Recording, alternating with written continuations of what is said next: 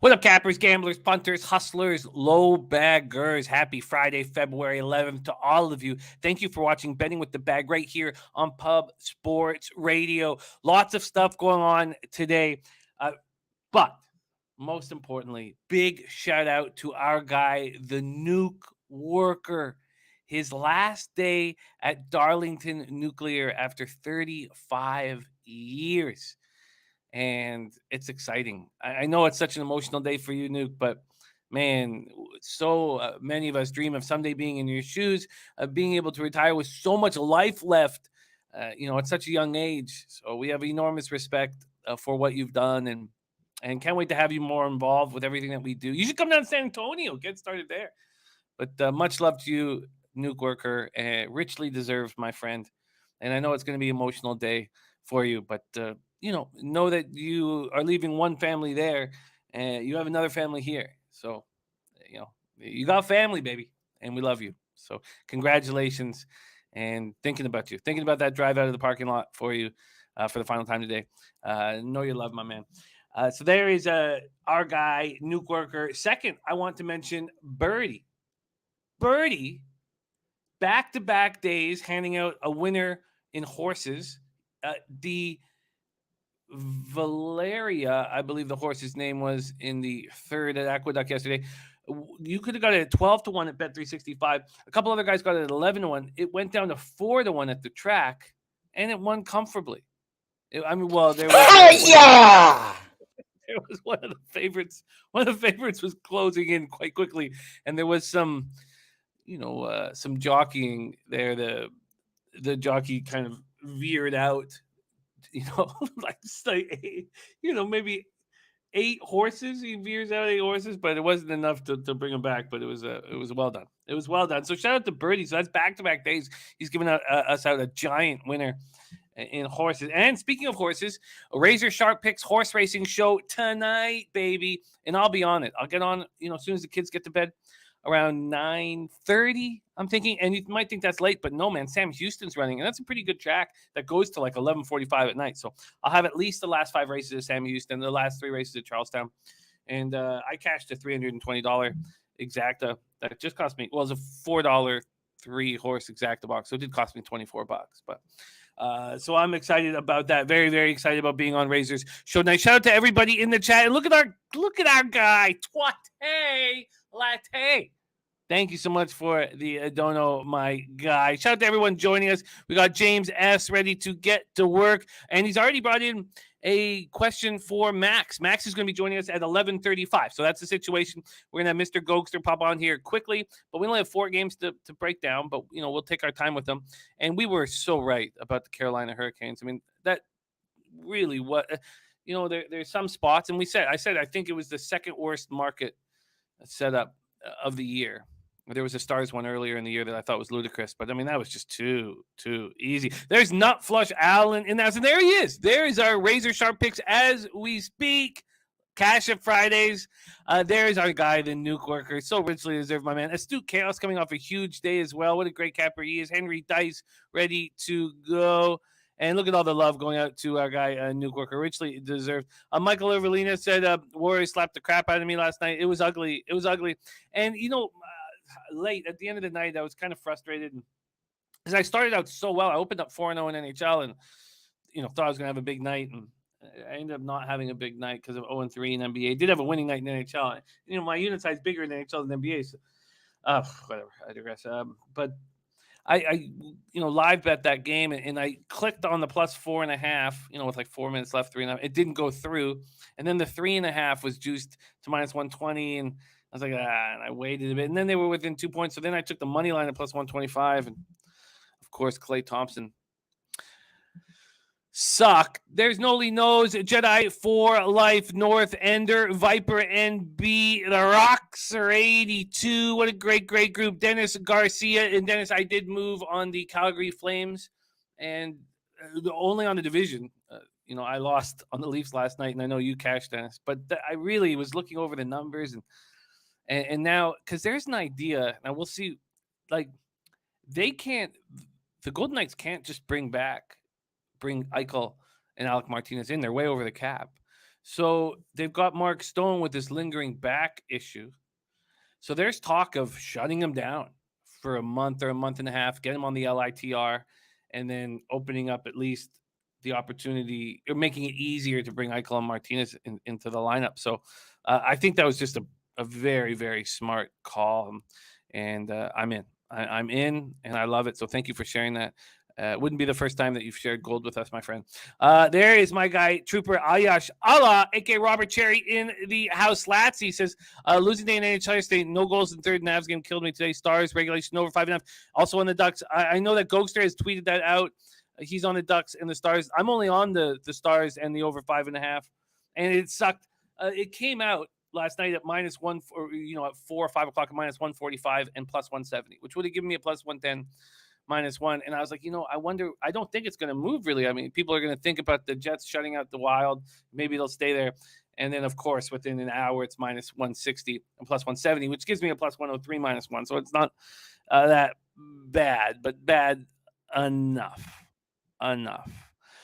There's my guy, Mark Schillingberg. Guillermo Zertucci. All right, Guillermo wants in. Watching Birdie cash with us with horses. I love it. Guillermo wants in. Let's lock in Guillermo's action. Santa Anita race 3. The 2 Who's Candy at 3-1. And I love it. So thank you for sharing that with us, G. I'll lock that in right here. God, I'm excited about the horse show tonight. It's been stressful week, lots of work, and just want to sit and drink with my friends and bet on horses is what I want to do. Brian Watson says Blues made the books money. Yeah, and it's the same reason why I'm not going to be on the Ducks tonight. I don't know what these teams are going to do their first game back. The volatility is just outrageous, and I'm not saying that the Ducks are a bad look. I'm just saying I don't know. Nutflush did hit the team total over. Great job. Okay, thank you guys so much. Let's get to work. Cole, thank you, Cole. This is. I mean, we had a winning day yesterday, but 24 hours ago, I hit my low watermark in the 5 years I've been doing this publicly in NHL. So it's, but our first guest, Mr. Gogster, coming off a 4-1 plus 3.85 unit day. And man, adding that Hurricanes -1.5 and +185 helped enormously. And there's Kev Reed rolling with us today. Kev, love you, man. Ron Lofton, BT, Danzo. I wish I could say what up to all of you guys. You all deserve it. Oz, B, North Ender, what a great group. Dabby Cabs, Saturated, Rem, Most. Yeah, it was just too easy.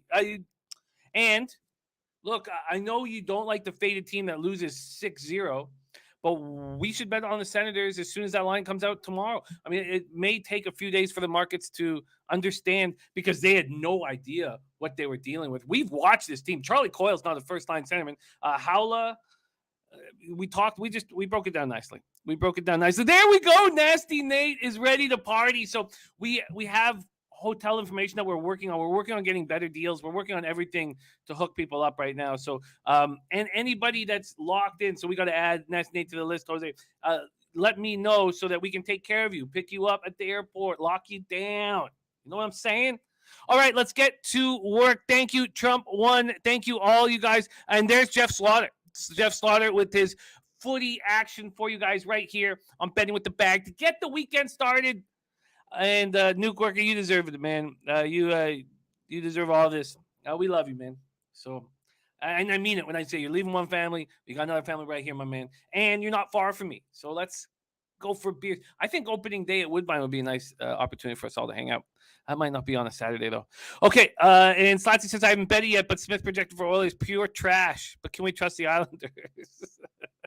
Okay, well, let's get our NHL expert, Mr. Gogster, pride of Belleville, Ontario. The last time he partied with us, he ended up with the nickname Ol Raw Dog. I added the Ol. I always had the Ol before nicknames. One whole bouquet's pretty nice, but one whole bouquet's a little nicer. Please welcome to the show, pride of Belleville, Ontario, Mr. Gogster in the house. What's going on, Jimmy? How are we doing today, guys? Doing better, man. Doing better.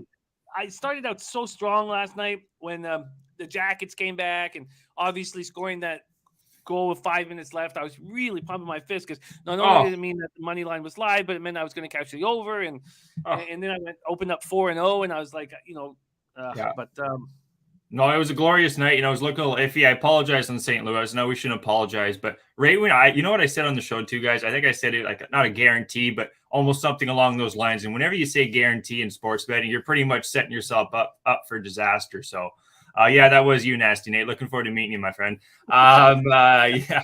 But anyway, yeah. So it was just, St. Louis surprised me, But yeah, the great spot on Carolina last night, guys. Very easy. Pittsburgh as well. I thought eventually Ottawa's not going to be able to score any goals, and even with DeSmith, they shut him down. So that frustrated me too, because I ended up taking the Bruins team total under 3, the Penguins team total under 3.5, and sure they both cashed, but I was very close to taking the Bruins team total under 2.5 at a big plus line. I was and that became less of a plus line as the day went on. People started fading the Bruins, but then I was so close to taking the Penguins at under 3, and that was going to give me a plus 162. Whew. And instead, I took the 3.5 and played it safe. All right, let's get to work right now. Mike M says Colorado hung in there, great price there. They look like the best team in the NHL. We do know what the Lightning do off of losses. We also know what they do off the second half of back-to-back, but it's a pretty penny to take them over the Coyotes. But there's no question about it. The Avalanche are a very good hockey team, and I didn't get the 600, plus 600. In fact, I got a really bad line. I didn't time it. I got 450, but I put a decent amount of cheese on it, so we'll see what happens. Let's get to work, Mr. Gogster. We start in the game that we have both attacked. 8:30 p.m. Eastern. Winnipeg Jets 19-7-7, 8-9-6 on the road at Dallas Stars 24-18-2, 16-6-1 at home. We're at American Airlines Center in Dallas, Texas. Connor Hellebuck could turn it on just like he did against the Wild. Yeah, and that's very possible here. I don't know if Holtby will be in net. We expect him to be in net. I do not trust him at all. Winnipeg power play at 20.7%, penalty killing at 74.2%. Dallas power play 26%, penalty killing at 76.7%. Dallas opened up at minus 151 at Pinnacle. They're now at minus 162. And from a total perspective, we got I can't believe Pinnacle's just smart, Okay, they're not giving me. They don't even have the New York Islanders game up yet. Pinnacle.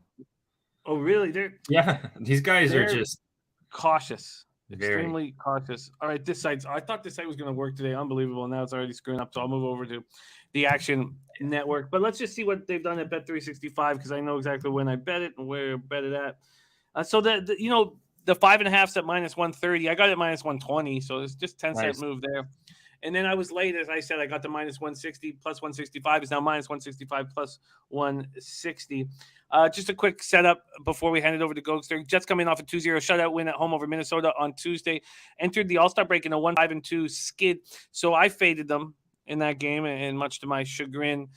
And Hellebuck or Comrie, right? I mean, would you be shocked if it was Comrie? They're back-to-back. They play. I was just looking at that. I think it is going to be Hellebuck, because then these guys got 5 games the next 7 nights. Good luck. Mm-hmm. These guys are in tough. So it's going to be Hellebuck and then Comrie, day off, then Hellebuck, day off, Hellebuck, then Comrie. So I would expect it to be Hellebuck here. I would too, especially after that pitching the shutout there. Yeah. But they play Nashville tomorrow night. Yeah, they play Nashville tomorrow night. Yeah. So Kyle Connor is really carried this team offensively through the struggles that this team has faced this year. Pierre-Luc Dubois, Neil Pionk, and Austin Poganski are questionable. They're still in health and safety protocol. Beaulieu and Logan Stanley are also questionable. They've been dealing with these defensive injuries for a little while now.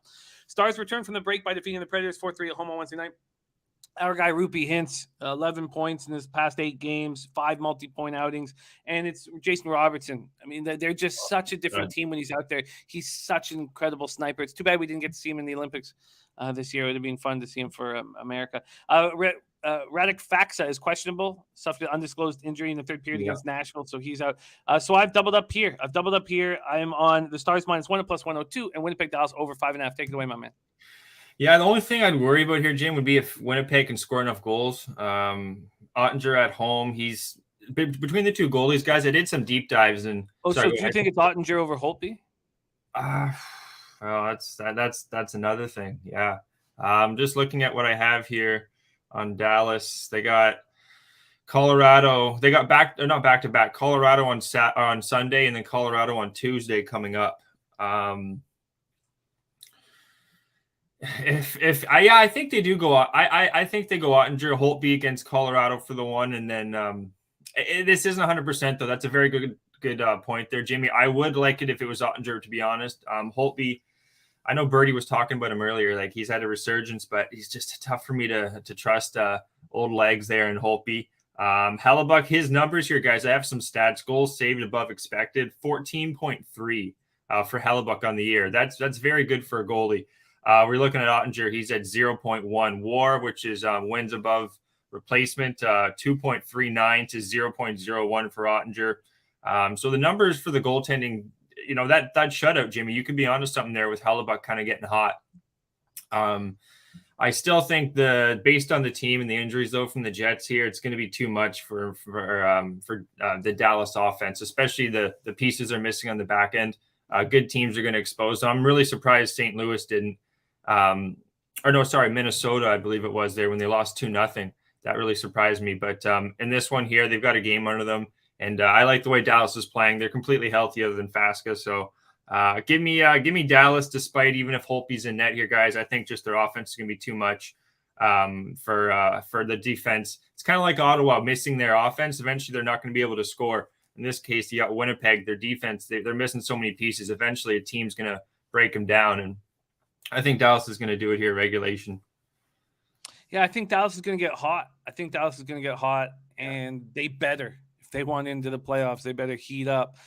They could be, it'd be really, those of you who have Dallas futures, which look bad right now, like myself, if they could get hot and they could get that crossover, go over to the Pacific. Now, obviously, you'd have to probably face the Flames, but just get into that division. Because if you can play the crossover in that division, it's going to be much, much easier. Yeah. I agree. So, Gogster, you tweeted out your action, Dallas in regulation. What did you get it at?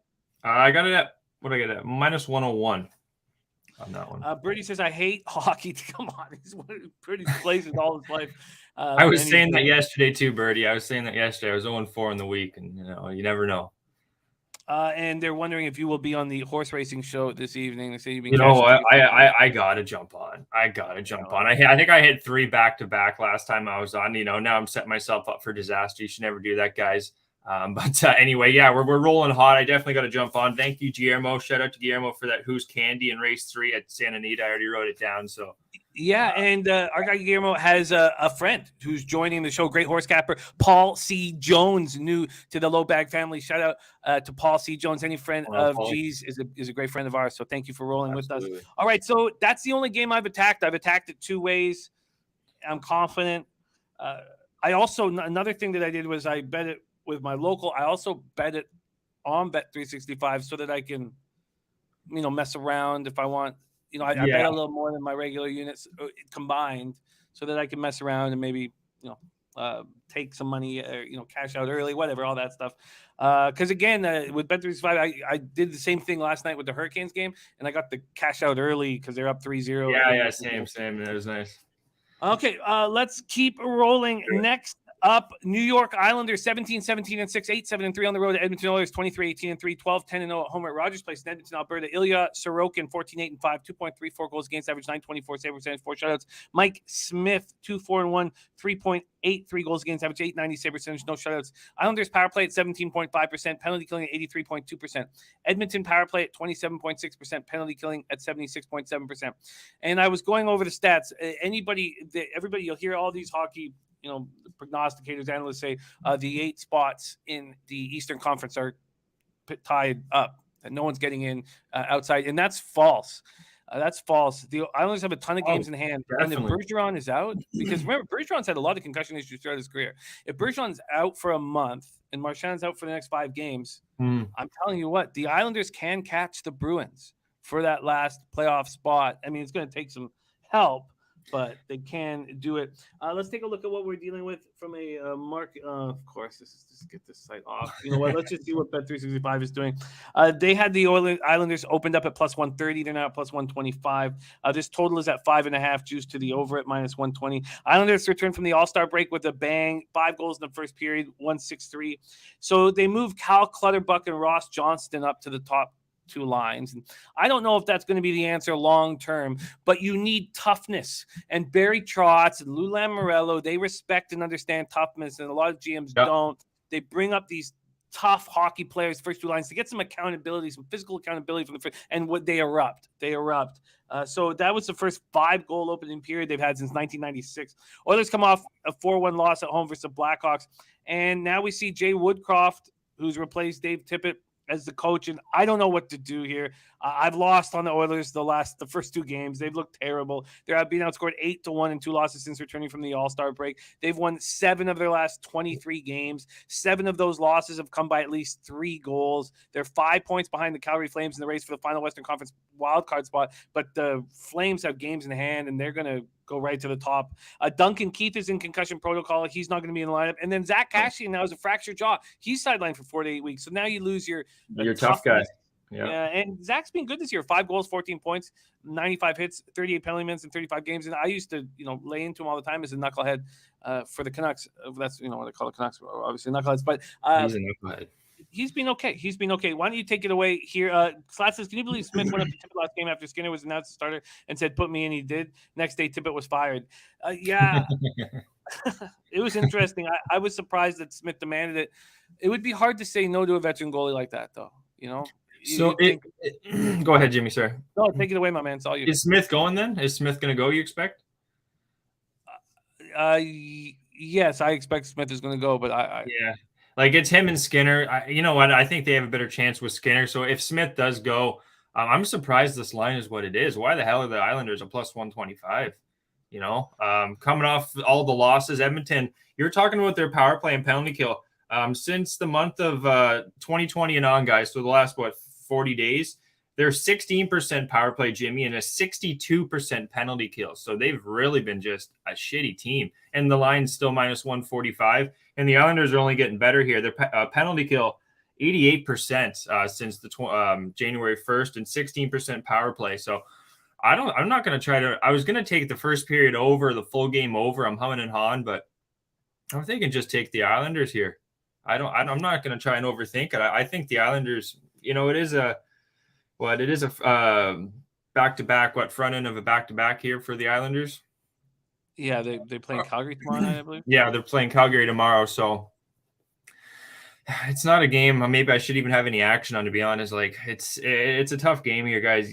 The Smith and net is almost just fade material, Jim. I think until you see something, and you don't have Keith, kind of your veteran guy there, but Smith probably is more comfortable with him back there.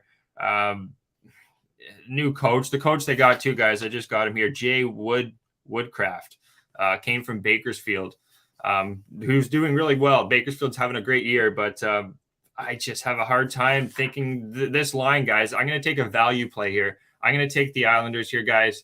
Money line, because they're going to be playing Calgary tomorrow too.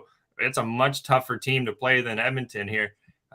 They know they probably got to get this win, because it's not going to be an easy one tomorrow either. So and this line, I'm going to take the Islanders, Jimmy, whatever the money line is. All right, well, let's get you the best line. Rem Mo says the best. Says, you would think Edmonton would step up with a new coach, but we've been saying they should step up for the last week now. You're absolutely right. Hold on. We've been saying that for the last maybe 10 years, the last 7 years, that with these Oilers team, they have no depth. That's their man. Yeah. I mean, now they have Ken Holland in charge, and we know what he can do, and he deserves time. And even with Kane too, like how he's gave him a little boost, but like it's not like Kane's, prime Kane or anything like that. No one wanted this guy, he got dumped off from the San Jose Barracuda because he didn't give a shit. And like, it's almost like they're forcing him to kind of, be good, don't go to jail kind of thing, or don't get in trouble. So I don't like Edmonton. Quick shout out to Ray Charles. Kuzma triple double at 55-1. Oh. His biggest odds I've ever cashed. That wasn't a parlay. Incredible. Great job, Ray Charles. Parlay. That wasn't a parlay. That was just straight bet. Brady said, why would we not believe the New York Islanders are a better team here? We're getting plus money on the better team. Exactly. I get it, and I agree. But it's not like they have a sorry, Jimmy, go ahead. No, take it away. The Islanders have the new coach angle, and that makes me a little uncomfortable. Danzo said Islanders have the number 1 ranked defense on the road, but their offense on the road ranked 32nd. And Dennis Garcia says New York Islanders, they know they have to get this one because Calgary's a much tougher team. Paraphrasing Goji, I couldn't agree more. And another thing too, Jimmy, you said it, with this new line, they got Clutterbuck up there. They got Beauvillier on with Martin and Cizikas on the fourth line. They've really spread out their lines a lot. Like, this could be the formula that's going to work for this team. It's kind of early. They only won 1 game against Vancouver, but they look really good. And then Johnson up there with Nielsen and Bailey. So they've really just distributed their lines, I think, really well here. So I think this is an Islanders play. I'm gonna jump on it here. What was the line there, Jimmy? Plus 127 is what we can get you. I'm gonna bring up the Action Network and see what we are going to get for line movement. All right, let's keep rolling along here. Let the Action Network help guide us. Next up, and I get it. Look, I get the Isles, but I think at this point, I'm going to stay off. 9:30 p.m. Tampa Bay Lightning 30-10-6, 14-6-2 on the road to Arizona Coyotes 12-31-4, 5-16-1 at home. Be nice watching the Lightning and Leafs lose last night, even though I was on both of them. I'm just reframing, but I have the Florida Panthers at plus 425. And look, it still was a winning day for me in NHL. I know we didn't go over it all, but Blue Jackets cash, Hurricanes cash, Bruins team total under 3 cash, Columbus, Buffalo over 6 cash. I lose Leafs -1, I lose Senators, I lose Lightning, and then I cash Penguins team total under 3.5. So still up the to team total. But let's get into this. The Panthers at plus 425 for the division would be a nice score if it could come through. And there's been no hedging at all, and I don't think there will be because both those teams are too dangerous. The Lightning. Say what, buddy? I say we don't hedge. We're not gardeners, Jimmy. Come on. On futures, it's a nice opportunity to have on division bets. I've been very successful with it because you can simplify everything. But I hear you. Lightning open up at -278. They're now -310 at DraftKings, -300 at BetMGM. When we go over to the total side of things, we have it opening up at 6 at -120 to the over. It's still pretty much there. So it's the 6 -120 to the over. Mm-hmm. You know what? Birdie, no, man. I didn't even know you were being chirped, man. I'll have to look into it. I'll have to look into it, man. Of course, I don't have a alt handle. All right, so we're at Gila Arena in Glendale, Arizona. Brian Elliott, 4-2-2, 2.57 goals against average, 907 save percentage. I think he's a decent backup. Karel Vejmelka, 7-19-1, 3.43 goals against average, 902 save percentage. He's shined at times. Did not look good in his first game back from the break. Tampa Bay, 19.7% power play, 81% penalty killing. Arizona, 12% power play, 72.6% penalty killing. Lightning are on the second half of back-to-back after losing 3-2 to the Avalanche last night in Colorado, and Colorado took the first 13 shots of the game. I mean, they just took control, and they can do that. They can ratchet it up, And then, of course, it was the defenseman. And I said I had this video. It was Devon Taves who, was in on the first two goals. Kucherov came back from his 3-game absence, due to COVID protocol, and he scored. Braden Point had 2 points. But Tampa's 4-0-1 in the second half of a back-to-back. And so is this a parlay piece that you might want to use? Nailed it. Nailed it. Okay, so Coyotes bounced back from their 5-1 loss to Vancouver by defeating the Kraken 5-2 in Seattle. The following night, Kessel scored a goal for the first time in 18 games, added an assist. They would love to get rid of him at the trade deadline. Nick Schmaltz scored 2 goals. He's been better. And then, of course, they've announced that they're going to be playing at Arizona State in Tempe starting the 2022-23 season in a stadium, in an arena that holds 5,000 people. 5,000 people. I mean, it's just it's a disgrace. Get these guys out of the NHL. Sorry, Clint, but get these guys out. There's cities that 5,000. Come on, it's just a joke. I know that the government the Canadian government's been such assholes over COVID that we don't deserve anything, and maybe we'll never get another team because of it. But Quebec City, come on, man. Take it away here, Gogster. Lightning, Coyotes. You know what? Yeah, Jim, you said it there best. It's like you picked it out of my brain there. The parlay piece. I'm going to add it. You know what? Why not regulation? I have a hard time seeing. I don't want to get cute with this, but just looking at the stats here, guys. Expected goals, 5-on-5. Dove into some expected stats. 55% to 43%. There's just a huge discrepancy there. Looking at the 5-on-4. Pretty strong advantage towards Tampa Bay as well. Shooting percentage as well. Those are 3 big stats that indicate goals or offense. They're going to have Brian Elliott, who's not awful. Looking at his stats, he's actually been better than Vejmelka because of the team he's on. That's a big reason. But Vejmelka, if you remember this guy, he started off with 0-7, Jimmy, or 0-8. He had a really rough start to his campaign. And then he's kind of got hot. And then, he's a young goalie. He's came out of nowhere, really. I believe he came out of either the Czech league or the Russian league. So I got to add Tampa Bay here. I'm just thinking in my head here if it's going to be regulation or money line. All the stats indicate Tampa Bay here. And we were saying it earlier, guys, off back-to-backs, Tampa Bay are money. Like they're 15-1 this year, Jimmy, something silly like that.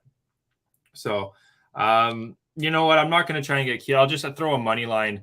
What do you think of that, Jimmy? I almost want to just throw the money line on with all three of them. But you think that's too risky or what? I mean, Arizona's playing their best hockey of the year, and yeah, they are. But we've seen the Lightning 4-0-1 on the second half of back-to-back, and we know what they've done after a loss. So I don't think I would do it on all of them. Yeah. You know what I would if you've on your unit size, you can take half a unit and add the Lightning as a piece just to give you a little bit more juice on half of the unit, but keep the other half unit just on the game alone. I wouldn't put it all on. Yeah. They're playing their best hockey of the year, the Coyotes. That's all. That's true. One angle I do like taking too is they're coming off that 5-3 win against Seattle. They are a shitty team. They're a big underdog. Now coming against it's a back-to-back for Tampa Bay, but these guys are, coming from Colorado. Like the hockey competition and everything, it screams Tampa Bay for me. It's risky gambling, you could say. It's if I were to take them with all three, I'll add it. I'll tweet it out here after the show. I'll probably throw in Tampa Bay and some parlay pieces. And if you want to make it official for the show, feel free. Birdie says Zona's won 3 of their last 5 at home. He likes Arizona plus 1.5 more so than Tampa Bay money line or regulation or even minus 1.5.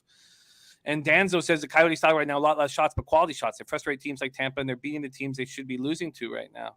Yeah, you know what, chat? You guys are honest. You know what? Yeah, I'll tweet it out, but yeah, I'm definitely, the more we talk about it, I think that's that's silly capping if I were to throw it on all three.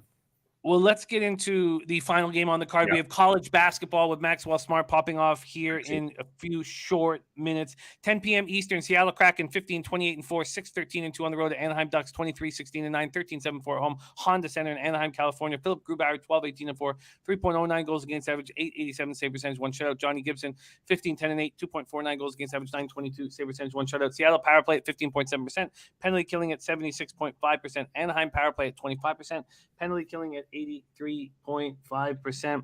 This opened up with a total at 5.5 at a pick'em. Basically, it's moved slightly to the under, maybe a 5 or 7 cent move towards the under.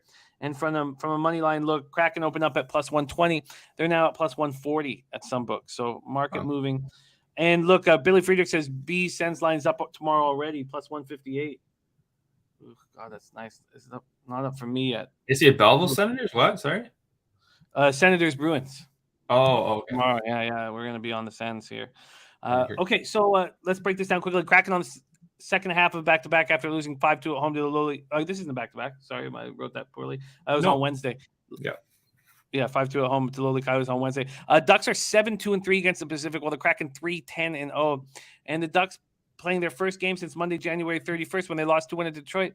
So I don't know what they're going to do, but they have hired Pat Verbeek as their general manager and Scott Niedermayer as a special advisor. Pat Verbeek was a big part of Steve Yzerman's Lightning. He went over to the Detroit Red Wings with them, and I think this is a nice move. Brady says, I bet Kraken moneyline trend angle for me. Ducks 1-10 off 3 days or more rest. Their last 11. I will take plus money. I should have waited. And Jedi for Life looking at that Coyotes team total over 2.5 against Elliott. I can get it. And take it away here. Last game on the card, Gogster. Yeah, guys. I'll be quick with this one. Seattle, they're not the greatest of teams. I know their draft was, at first I thought it was half decent, but their team's just not that strong, especially now with injuries. Alexiak, Susi, just 2 huge defensive players, probably their 2 best. I can tell you that right away. Then you got Borgen too. Borgen, he's out. Kuhlman's out as well. Schwartz he's been out for a while, and then Tanev. Those are just, for this draft, those are almost like your key pieces, and they're missing all all 4 of them. So, or 5 of them. So it's not a Seattle team I like backing. And Grubauer, he's been one of the worst goalies in the league just because of how bad their defense has been in front of him. And now you're missing 3 key pieces, or at least 2, in my opinion. Anaheim, I've seen it all year. And Gibson, he's playing really well. I'd put him in the top 10 goalies this year for sure. And I just think offense, kind of similar to the Dallas spot here. I just think you have just a better team. Even though Birdie makes a good point, it's their first game back off the break. I think these guys are young enough; they should be able to get her going early. And regulation, guys, I got that at plus 109. I think Anaheim gets it done despite it being a little bit of a break. Just too much for Seattle to handle. Max has just canceled.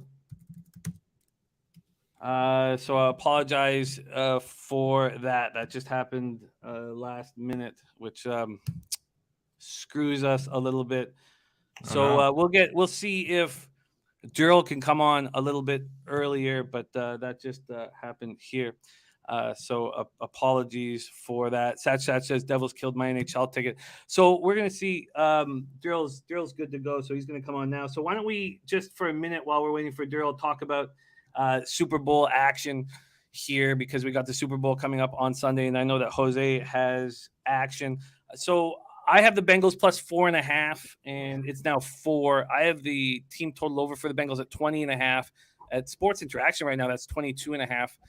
I came close to moving on 2 props, and I don't really want to. I've made big bets on these 2 2 spots, and I don't really want to add anything. But if I do, it'll be smaller bets on the second half to be the highest scoring and the first field goal in the first 16 minutes. So those are the 2 spots that I want, that I may add. So I think one of my favorite ones too. I have a parlay piece I'm going to be adding here. One of the bet builders on Bet365, and I think the kicker here for Cincinnati over 1.5 kicks. I believe it was Ragu that had that. I think that's a money. I think the Rams defense, I don't think they're going to allow Burrow in his first time at the Super Bowl. I think they're going to have a lot more kicks, especially with the kicker. They're confident in his confidence. So confident in his confidence. I think it's going to be, I think I'd love to add that one, guys. I think there'll be some field goals, but I still think there's going to be a lot of offense. I was saying both teams, I don't expect there to be much rushing yards, Jim. So that just means there's going to be a lot more clock to be available at the end of the game. Because when teams are running the ball, guys, that clock tick, tick, tick, tick, tick, tick, tick. So, I think there'll be some offense. And just one thing here I want to show you there, Jim. One of the Super Bowl balls here I was able to pick up for this year. Super Bowl ball here, guys. Beautiful. Got it there. It's got the team logos, the official.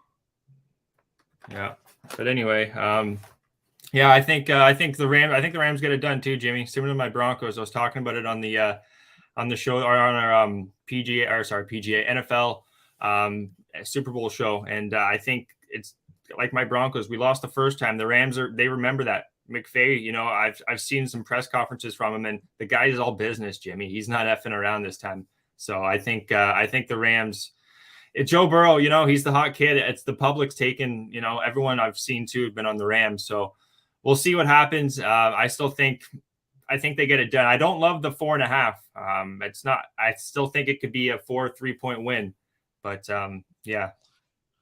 Well, also, the Sharps were all over the Buccaneers last year, and it was an easy victory. And they're heavy on the Rams this year, so that's important to know. 84,673 tickets in, 58% of the tickets, 74% of the cash on the Rams, and then 37% of the tickets are on the under. The public's on the over. But 80% of the cash is on the under. So big bets have come in on the under here, and which would, lead you to believe that the punt props are live, right? And the punt props are at 6.5 right now. And I used to love punt props in the Super Bowl, and I've kind of left them alone. But that used to be something I loved. And I know that field goal props are ski profit all over field goal props as well. I like that too, Let's bring on our Jose Bouquet, who cashed twice with Carolina last night. And Sehe is now 88 and 82, 51.8% plus 11.41 units, ROI plus 6.71%, average line plus 106. And let's, sorry, Jeff. If I had known earlier, obviously I would have got somebody else. had to come in, but it just happened. So something must be up. Noli knows no score first 6 minutes. No score first 6 minutes. Let's bring on Jose Bouquet. Say hey, play of the day, and see what he is dealing with. Say hey, Jose. Take it away. Hello, gentlemen. I have a lot of plays on this game, as one does. So I'd like to run some of these down. You guys ready for this? Sure. And which ones are you making official here? All of them. You're making all of these official. Okay, so I'm not going to try to write them down as you make them. Just send them to me after the show. But let's hear your official picks here for Super Sunday. These are all the bets that I'm placing on the game. It's going to be a fun time. First of all, I'll start off with Rams -4. I do think the Rams pimp slap the Joey Burrows. I think it'll be an interesting game. It seems to be like it's going to be a lower scoring game according to everyone else as well. So I'll take Rams -4, no problem. And we'll see what happens. -110. I also will take Joe Mixon over 3.5 catches, -156, and Joe Mixon over 26.5 receiving yards, -114. If you watched our lovely video that we put together for the Super Bowl, which is still up, go watch it. A lot of picks. Shout out to Gogster, who was also in it. This seemed to be one of the most popular plays out there, given out by a couple different cappers. It made a lot of sense, their reasoning too. Joe Mixon, that dump off guy for Joey Burrow when he's getting pressured the whole time. So I like that as well. Continuing, I think this is my favorite bet. Actually, I'll leave this one for the end because it is my favorite bet, and I referenced it the other day. Another bet, Cooper Kupp over 108 yards receiving, -114. I think that's pretty easy. I think Cooper Kupp's an animal. No one made a Cooper Kupp props in that video with over, I think, 17 different cappers. No one touched Cooper Kupp props, so I was pretty shocked by that. I'll take him. First touchdown, Tyler Boyd +1800. I'm gonna take. I think McVay. I would obviously help if the Bengals get the ball first, but I think McVay might do the old Patriots thing where he puts Jalen Ramsey on their number 2 and then doubles Jamar Chase. Which is something that Bill Belichick has done forever. As a Jets fan, I've seen it all the time. He could do that, or if Jalen Ramsey takes on the challenge of guarding Jamar Chase one-on-one, I still think that third option there for Boyd is open. So I'll take the +1800 there. I did not make Higgins official. I did not. I don't know if I'm going to bet Higgins yet, but that's +1200 as well. Yeah, I like that. 2 Super Bowl MVPs I'm going to play. Cooper Kupp again, +550. There's Joshua Chipman +600. Good odds there. Thanks, Josh. And my long shot Super Bowl MVP, I'm going to bet Evan McPherson 100-1 Super Bowl MVP. And my reasoning basically is if my man Noli knows gets his wish, we're not over betters here. We're under betters. I think it'll be a tighter game. Evan McPherson gets all those field goals. Let's say 4 or 5 field goals, maybe a 50-yarder in there. Does his thing, breaks some playoff records. I think he's got a good shot of winning it 100-1. Why not? Chances there, yeah. Why not? That's wild. That's a wild idea, yeah. And that's on FanDuel. With all of Ski Profits laddering the field goal props over. So that'd be wild. You know, a low-scoring game where, look, this Bengals defense has taken so much shit. You know, Eli Apple and the Woozy on the outside taking so much shit. And then you got, you know, Bates and Hill and well, Bates is the main guy inside, but not like the interior of the defense, Jermaine Pratt, who's been so good, and Logan Wilson. But if this defense would shut down the Chiefs at Arrowhead can do it again, then why not 6 field goals and MVP and they win, you know, 24-17? Exactly. So 100-1 on FanDuel. I think it's a good bet. It'll be fun to watch, and it'll be a good thing to root on for. So here are the other kind of different bets. MVP kind of going again. MVP QB versus any other position. And yes, Michael Early, this might be where I lose all my units. On FanDuel, right now, QB versus any other position. Any other position is +225. So you get all your wide receivers, running backs, tight ends, everyone else. I'll take that +225 on FanDuel. Every McPherson over 1.5 attempts, -152. Obviously, we got that. Coin toss.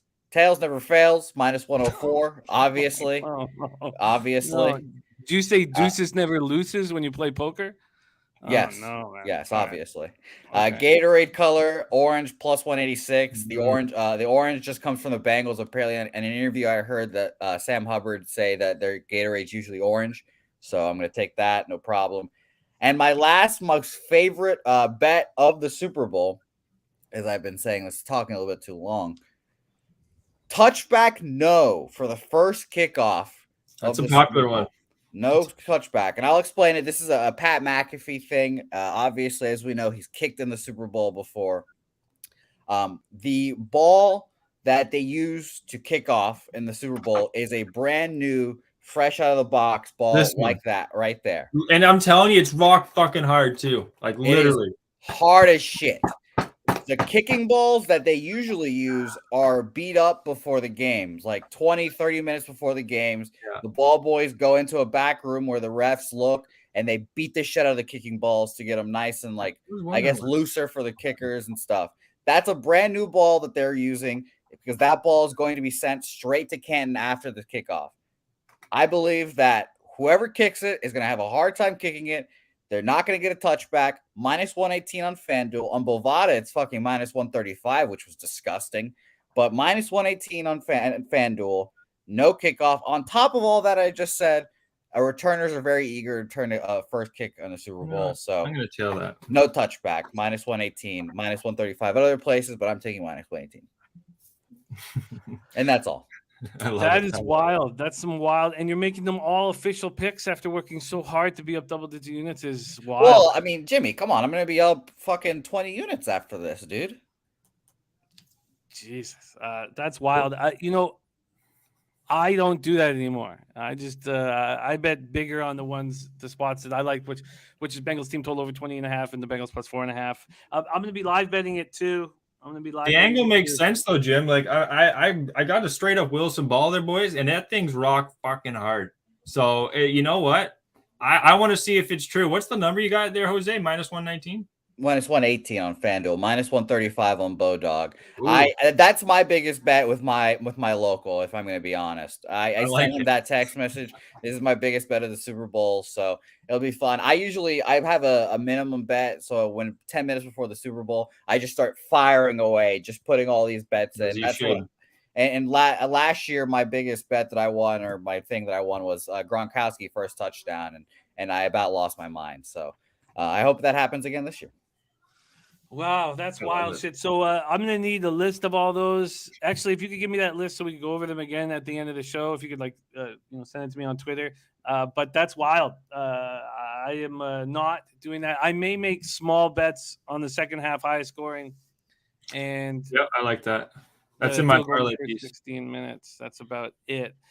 Okay, that's wild. Okay, it's time to move on to NBA. Mr. Gogster, did you want to add anything to the NFL? Well, you know what? Since we got a little time, I was just looking over some AHL here. Nothing's jumping off the screen quite yet. My Belleville Senators, though, are going to be bet on. They're getting a lot healthier. They're playing Wilkes-Barre tonight.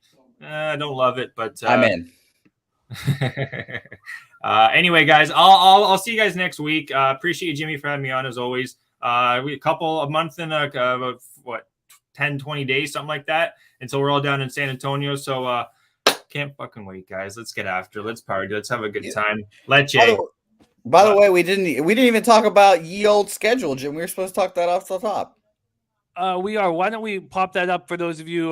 We're still building the schedule, but this is the 24th to the 31st in San Antonio before we get into NBA. So we're all going to the Sweet 16 action on the Thursday, the 24th, and the Riverwalk pregame. We have a meet and greet day on the 25th, Alamo Brewery, and our poker tournament on the 26th, 27th. We have the Texas barbecue that's right across the street from the horse track on the 27th. 28th, they're going to Top Golf. I'm just going to get drunk and make fun of everybody there. Tower of Americas and the Riverwalk on the 29th. Spurs Grizzlies. We're going to see Ja in action on the 30th. And then the Valera Open Golf Tournament. We're going to hang out there for a little bit and then head over to the horse track on the 31st. That's still growing. That is still growing. Michael Evelina has Bengals kicked the longest field goal. I took a long look at that. And the over, it's 46.5 or over 47.5, depending on where you shop. And I don't know if I want to be panicking about kicking again because it broke my spirit one year. But you know what? After seeing that schedule, I might try and finagle something where I'm there to the 31st. After seeing the Valero on there, you kind of got me kind of twitching. I can't even talk. Twitching. That's what I was trying to say. So yeah, we'll see what I can do there, guys. I'll see. I can't wait. It's gonna be a good time. Mike M here. Yeah, we should have a long drive competition. Do at Top Golf. Whoever hits the longest bomb off the tee. Yeah, so. We'll have prizes up for the Top Golf for sure. All right, much love to you, Mr. Gogster. Let's just review Gogster's NHL action one more time. So before the show commenced, he took the Stars and the Ducks regulation, and then he added the Isles at plus 127. Birdie is a pick 3 here at Aqueduct. We're about to get into NBA, but Mr. Gogster, thank you for rolling with us, and follow him at EGO47_. Get that cash, Gogster. We will see you next Thursday and Friday.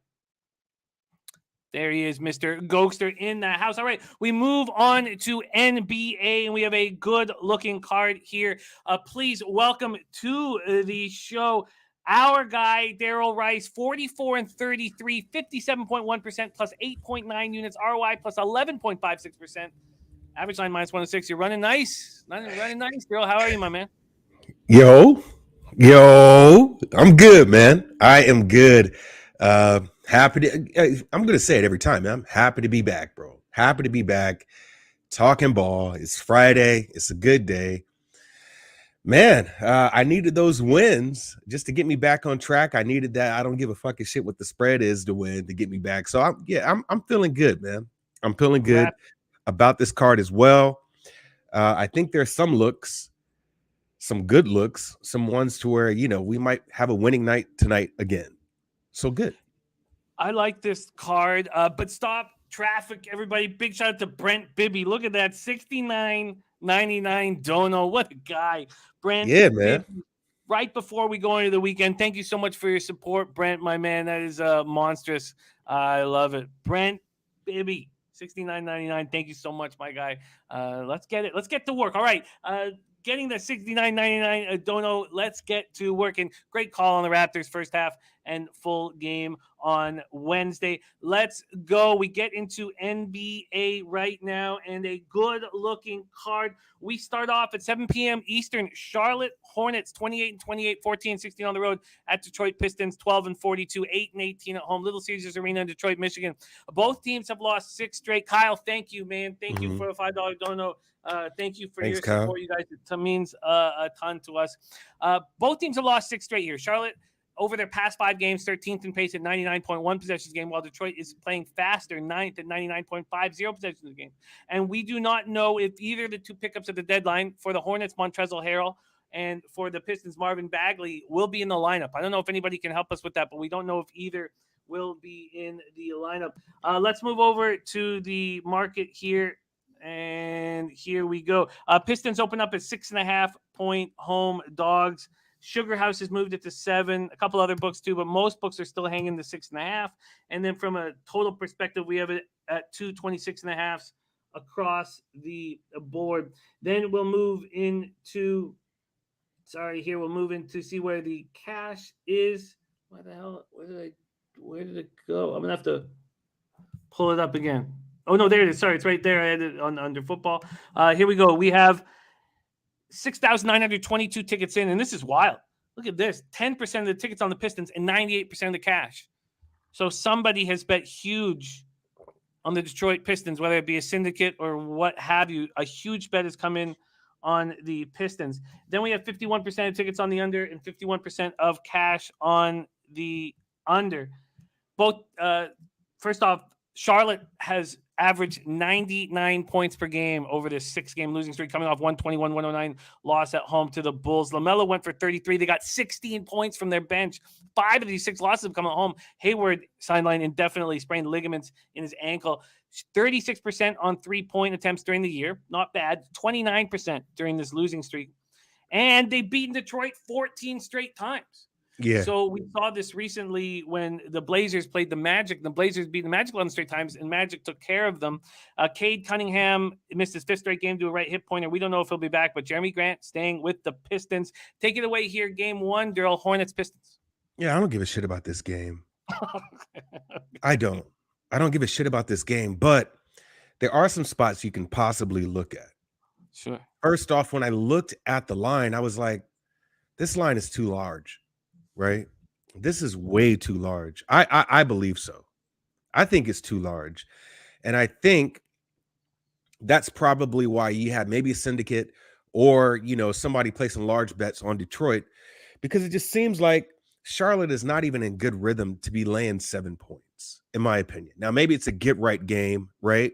But what you're seeing actually is Gordon Hayward not playing in that game, not having book night in games either hurts the depth and the guard play, even on your wing side as well, right? So you're having more to do, more Mello. He's got to do more. T-Rose got to do more. And it's just, honestly, man, they look out of rhythm. They played January 5th. That first quarter score was 37-19, I believe, right? I believe that was it. If you look at their more recent body of work, especially in the first quarter, Detroit is still averaging around what they usually do for the season, right? Detroit is about 24.5 points for the season, but in their last 3, they've been averaging 23. Mind you, that's based off their most recent body of work, putting up 19 points. If you look at Charlotte, though, their season average is 28. But in their last 3, it's 24.3. 24.3. If you look at their first quarter, first half body of work, in the first quarter right now, in the last 10, do you know the Pistons have a better record than Charlotte? They have a better record than Charlotte. So my lean really is, honestly, Detroit Pistons first quarter, right? That they'll at least make it comfortable enough to where they probably might get up, in one first quarter outright, because we know the narrative with Charlotte already. And that is they're not a first half team. And they've been showing that as of late, where they just don't play well in the first half, and then they got to come back in the second half and do it. Now, if you're going to be motivated to get out of your losing slump that you've been on, this would be the game to do it, right? This would be the game to do it against a team that, for whatever reason, you've had their number the last 14 times, and that this is pre-Mello. So there was no advantage that I could see, because if I was going to make a move, it would be Detroit first quarter. It would be Detroit first quarter. But you don't have Cade Cunningham in there now. You have Detroit that's having a better record than Charlotte in the first quarter. Their season average is the same as their last 3 average, and this is without Cade Cunningham. So obviously they still are scoring. Charlotte doesn't really play the defense that they need to play, and they're not scoring. This is why their points per game is down over the last 3 as well. So it just seems like the look would be Detroit here, but we just don't bet on shitty teams either, right? So there's just no way to go here that I would think is competitive enough. I've never played Detroit, but if I was going to play them, it would be first quarter tonight. And the more I'm talking about it, man, I think I might jump on it. See, that concerns me, because the Hornets are as angry as a team can be, and so I don't like them full game, but I think that they could come out hot. Benny 1 of 1 says, y'all talk yourself right out of a bet. Better team coming off loss. Give me a Hornets smash spot tonight. Yeah, but I mean, at what point do you get mad, right? You've lost 6 in a row. Detroit's used to losing, so all they know how to do is fight.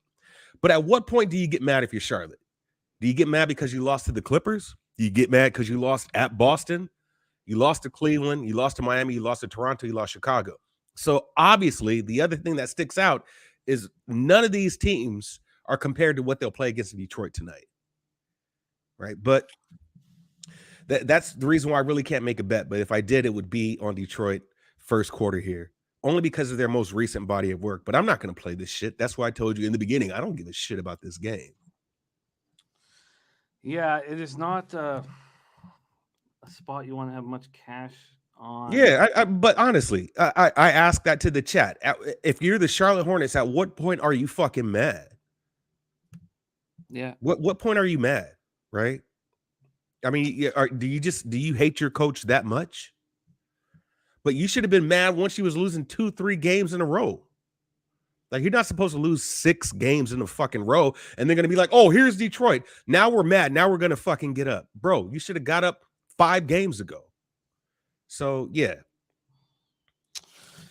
Interesting. Very, very, very interesting. Dennis says you can't play Charlotte until after the All-Star break. All right, let's move on to the next spot on the board. 7 p.m. Eastern. Cleveland Cavaliers 34-21, 16-12 on the road at Indiana Pacers 19-37, 13-15 at home. We're at Gainbridge Fieldhouse in Indianapolis, Indiana. Cleveland 4-1 over their past 5, 28 to pace at 94.80 possessions a game, while the Pacers are 1-4, sixth in pace at 99.80 possessions a game. Let's see what the Action Network tells us. Here we have this total going from 214.5 up to 216.5 and 217. And then we have the Cavs at -4 going up to 6.5, 7, or 7.5s are now on the board for Cavs Pacers. Let's go into the cash here. We have 7,969 tickets in. 79% of the tickets are on the Cavs. We don't have the cash. And then 54% of the tickets, 71% of the cash on the over. Astute Chaos looking at Cleveland first half -3.5. Jeffrey Blue on his way to Santa Anita. Man, I wish I was right there with you. Viper saying I'm on Cavs first half and full game. Cavs comes in as winners of 3 straight. They were last seen on Wednesday night, defeating the Spurs 105-92 in Levert's debut with the squad. He scored 11 points off the bench in his debut. Garland returns from a 4-game absence, puts up 27. God, he looks good. Chetty Osman goes for 22 points in that game. 18 in the fourth. Love goes for 19 and 7. Jared Allen's rolling right now, 19.7 points, 17.6 boards over his past 3 games. Pacers coming off their 4 straight loss, 133-112 at Atlanta on Tuesday. Duarte goes for 22, but they've moved out Levert, Holiday, Lamb, and Sabonis. They've moved in Halliburton, Hield, and Tristan Thompson. And yeah, they're excited about Halliburton and Brogdon in the backcourt, but Brogdon's still out with the sore right Achilles tendon. What do you do here, Derl? Take it away. Yeah, so this is a first official play that I've already stepped on because I think there is some advantage here. With this line being the way it is, I think the Pacers come out a little hot with their new look, right? You're going to see Tyrese play, right? You're going to see Buddy Hield play. You're going to see Karis LeVert go against his old squad that he just left. This is what I like, honestly, because the Pacers team total is low here or low enough. I like the team total first quarter over 26.5. Pacers are still a first half scoring team, right? Cleveland, they put up 27 in their last matchup against them, 27-12, right? So there's going to be some scoring here. There's going to be some scoring going on right now. For the season average, once again, Pacers is at 28.3. Their last 3, they're averaging 27 here, right? So I believe with the scoring that you do have in place, I believe the Pacers are going to get up here. They put up 34 against Orlando. They put up 33 against Detroit. The reason why that is so low is because of the 12 points they put up against Atlanta, or the 19 rather, I believe. So when these teams go at it tonight, and because Indy right now in first quarter over under is 8-2, I do like the scoring here. Their last 10, they're 8-2, so they do get up. And so this is one of these games to where you're going to implement the new guys, right? And they're going to start scoring. Are they going to beat Cleveland though? I don't think so. Not at all. Not at all. So I wouldn't be scared of anybody who's playing Cleveland full game. The reason why I'm off the first half is because Cleveland's now in their last 10, 4-6. That play used to be automatic, right? That used to be automatic, but it just seems like it isn't anymore. In the last 10, Pacers are actually doing better in the first half ATS than Cleveland. So even though they're still number 1 in the league, first half ATS, I think the better advantage is to take their team total points over 26.5 because in their last 3, they're already averaging almost 28. So this is with all the moving parts, right? And then this is not having Tyrese Halliburton. This is not having Buddy Hield to where he could come in and just drop you a couple threes really quick, depending on if he comes in right away. Cleveland does play defense. They do have Darius Garland back. But the thing about Darius Garland is he does get other players involved and he does score, right? He's got great defense as well. So, but he's going to provide a faster pace, and that works for Indiana. So I do like, and I've stepped on it, Pacers, first quarter team total over 26.5. I do believe Pacers can easily put up about 28 points. That's a very interesting look. Very, very interesting look. Let me just see if I can beat that number quickly over at Pinnacle. So let's get over to this Pacers spot. Pacers first quarter. Team total, 26.5 at minus 103. So we can get the VIG down to almost nothing. Yeah, I would take their team total on points here. Maybe, with all the moves and stuff and getting Sabonis out of there, I don't know. Maybe Carlisle feels a little better, right? So I'm just going to go with some different looks today because honestly, a lot of these sides to me is like, oof. Now, for the record, I don't know if it's already been said. I mean, Pacers are just, or not Pacers, but favorites rather, are just covering, man. Oh, nonstop. So if you could just blindly bet the favorites, it just seems like it doesn't matter. The books are getting crushed by the favorites right now. They are continuing to cover these spreads. So I wouldn't be mad at anybody who just stepped all on Cleveland. Cleveland trifecta. Yeah, I don't. Charlotte trifecta. They're covering. Maybe not first quarter, but these first halves, these full games are covering. Wow. Very, very, very interesting look. I'm going to need more time to sit with that for a little bit, but man, okay, let's keep rolling. So Derl is on the board. Our man Derl hitting at 57.1% on the show, 44 and 33 plus 8.9 units with an ROI plus 11.56%. And it wasn't a week and a half ago, he had hit 16 straight spread bets on the show. All right, let's move on to the next spot, 7 p.m. Eastern. Oklahoma City Thunder, 17 and 37, 8 and 19 on the road at Philadelphia 76ers, 32 and 22, 14 and 12 at home. We're at Wells Fargo Center in Philadelphia, Pennsylvania. OKC 2 and 3 over their past 5, 21st in pace at 97.37 possessions a game, while Philadelphia 2 and 3, 27th in pace at 95.61 possessions a game. We have the Thunder opening up as 12.5-point dogs. It got up to 13 and 13.5, and now it's back down to 12. I almost bet the Thunder at plus 13, with all the changes Sixers have made and not expecting them to be in the lineup, especially Harden, who's still dealing with the hamstring injury. But, it's a hard button to press, man, when you're dealing with these fucking Thunder. This total goes from 207.5 down to 206 or 206 and a half. And when we get over to the cash flow in this spot, we have 6,493 tickets in. 83% of the tickets are on the Sixers. And then we don't have the cash at this point. And then we have 89% of tickets on the over, but just 29% of the cash. So big bets have come in on the under. All right. So Thunder on the second half of a back-to-back after losing their third straight game, a 117. That wasn't last night because that was Wednesday night. Sorry.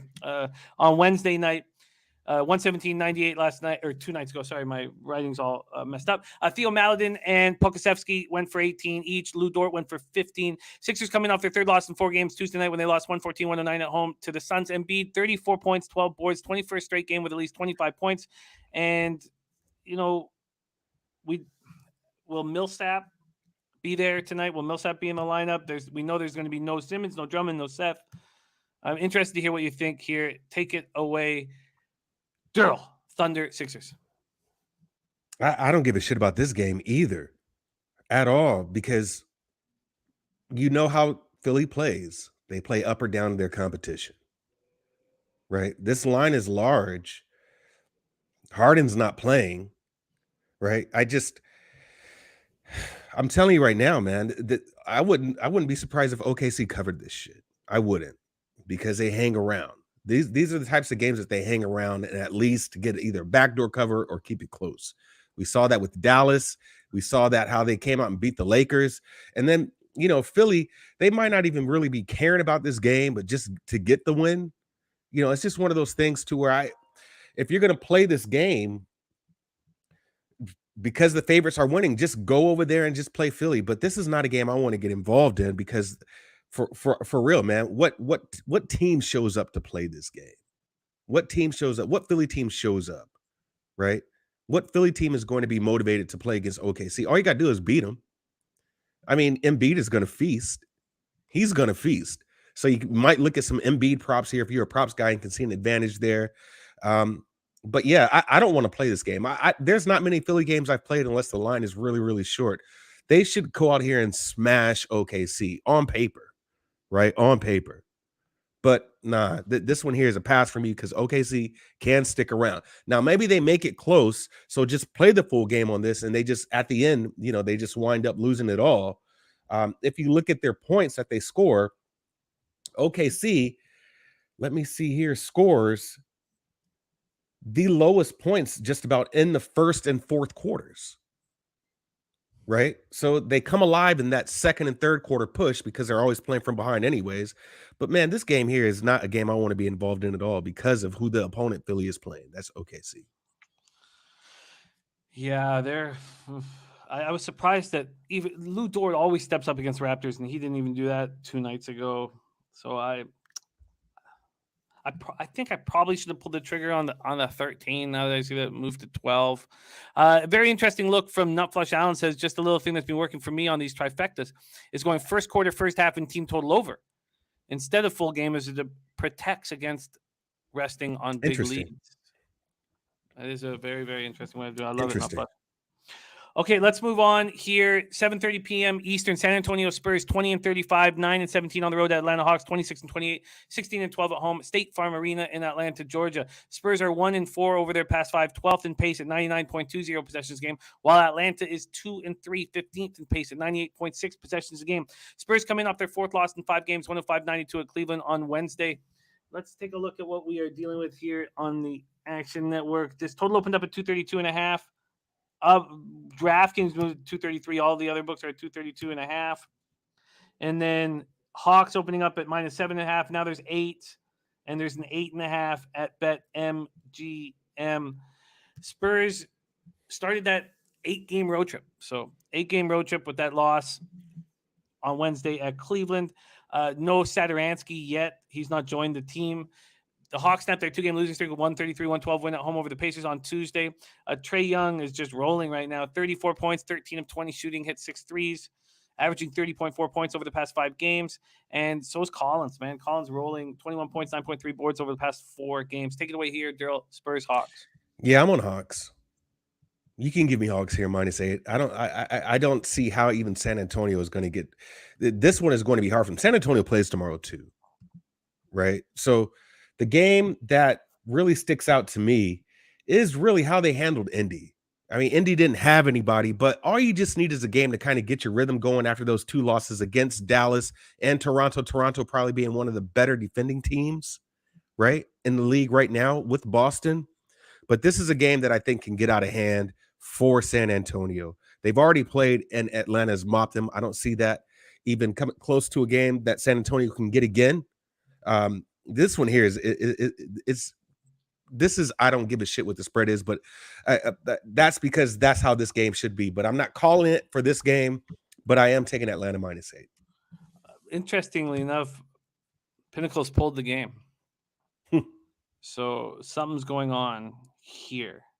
Does that make you want to pause? Because you can still get the 8 at -110. Let's see what Circa's doing with this game, but Pinnacle does not have this game up right now, which is very, very interesting. Let's see what Circa's doing quickly. But does that make you want to just wait and see why Pinnacle pulled it, or do you want to still move on the Hawks? It just seems like that's a game that would San Antonio doesn't. Well, like what's got to be the news? I can't. Depends on what side you're on. It can't be anything to do with the Spurs, right? Because it looks to me it would only have something to do with the Hawks. Let's see what bookmaker is 7.5 at -113. So Lou Williams was questionable, right? Yeah, I mean, is that enough to keep it off the board? Joshua Chipman says Spurs trying to tank. Billy Friedrichs found the bookmaker at -7.5, -113, and it's -8 at -105 at Circa. Okay, give me 1 second here. Sure. I'll put it here just in case you do want it. Hawks -7.5. Because I was literally about to move on it now. I like this earlier. Well, you know what? Why don't because we got a few more games to go, and then we can just double okay, back. let's see what happens to the number. Or no, we'll see what happens to the number, and we'll come back and see if it's back loaded up. So it's still not on the board at this point. Joshua Trippman said someone probably laid big money on the Hawks. No injury news or anyone out. Not Flush Allen book just moved it to 8. So I'm jumping on the Hawks. Fuck it. okay. Yeah. Do you want that 7.5 at minus 113? What's the 8? Minus 105. I'm taking the 8. Take the 8. All right. We have the minus 8 at minus 105 for a Derl. Top shelf place. Getting us rolling into the next spot says, Gerald Jones doubling up there in that spot. Top shelf play says Boston first quarter. Let's go there right now. Denver Nuggets 30-24, 15-14 on the road. The Boston Celtics 31-25, 18-10 at home at TD Garden. Boston, Massachusetts. Denver 2-3 over the past 5, 22nd in base and 97.20 possessions a game, while Boston's 5-0, 15th in pace and 98.60 possessions a game. T says at 3 a.m. FanDuel had it at 8. What does FanDuel have it at now, Tease? Be very interested to see. Let's move over to the market here. So Celtics opened up at minus 4. This has gone up to 6.5 at BetMGM. So market moving towards them. And then from a total look, this total opening up at 219. It's now at 219 or 218.5. And Jason Folks still says it's still at 8. And Rodney Barton says back to what Derl is saying, road favorites are covering at 75.9% over the last 7 days. Wow. That's wild. And then when we go to the cash flow in this spot, 67% of the tickets, 73% of cash on the Celtics. So that explains the move over to them. And then you have 54% of tickets, 89% of cash on the under. And the Nuggets are coming off a game where they just put up ridiculous amounts of points. Let's see what this total has done again. It's gone from 218 218.5, 219. Interesting. The Celtics defense been so strong of late. Nuggets coming off their second straight win, 132-115 at home over the Knicks on Tuesday night. Bones goes for 22. Jokic 21. They had 83 points in the first half, and Dan Kelly got us on that team total over. Nuggets bench outscored the Knicks 61-34. Celtics coming off their sixth straight win, 8th in their past 9, 126-91 at Brooklyn on Tuesday. They were up 28-2. Jaylen Brown and Marcus Smart each go for 22, and they pick up Derek White. And they had to, pay something for it. Josh Richardson, Romeo Langford, and a 2022 first-round draft pick. White averaging 14.4 and 5.6 assists. And then they bring in Daniel Theis. So Theis comes back for Schroeder, Enos, Freedom, and Bruno Fernando. So they bring in Theis. Basically, they just cut ties with Jay Rich and Dennis Schroeder. And that was more of the move here, because we thought that both of those, when they brought them in, the Celtics claimed that these were big pieces to their puzzle.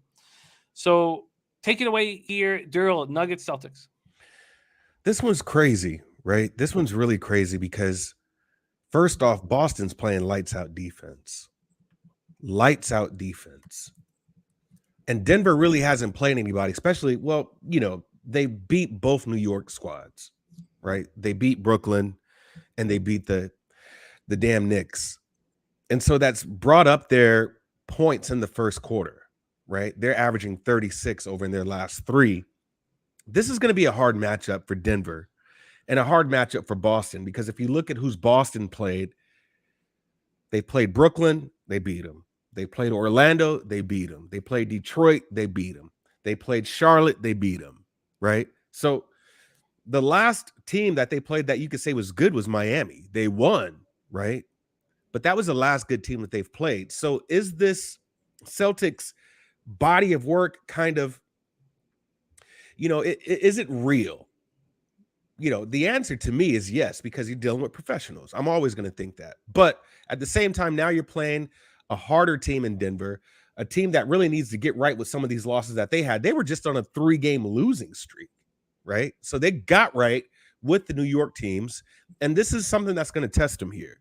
So if I had to play on this game, I'm not playing this game because this is one I really wanted to watch. I'm going to watch this game just to see how Boston can play against Joker, right? But it just seems like 5 points might be the right angle, but 6-7 points or something like that, that's kind of hard for me. That's kind of hard for me to take Boston, even though they've been playing really good defense. It just seems like one of these games that can get really close. I want to say it was the game against, was it Charlotte? That where I saw some really good defense. 22-29 was that first quarter score. But I think it's close. I think because of the defense Boston is playing and because of how slow of a pace Denver does move, because you can't rest Joker, this game could go under as well. It could honestly go under, right? I'm not going to see really high flying scoring out of these teams. So I would look at the under also. As far as a side, I can't gauge a side. I cannot gauge a side on this because Boston plays so good, but they haven't played anybody as hard as Denver since the Miami game that they won also. So I do like the under here. I do like, if anything, Denver to keep it close enough to at least keep it maybe a one possession game. Yeah, it seems like it's just too much at 6 or 6.5. But yeah, that's a lot. They've been a juggernaut of late. And then do we,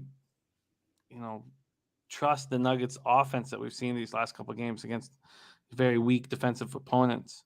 I think that under is very interesting because we've seen it go up. It's gone up. Yeah, it's gone. It's at 218.5 now.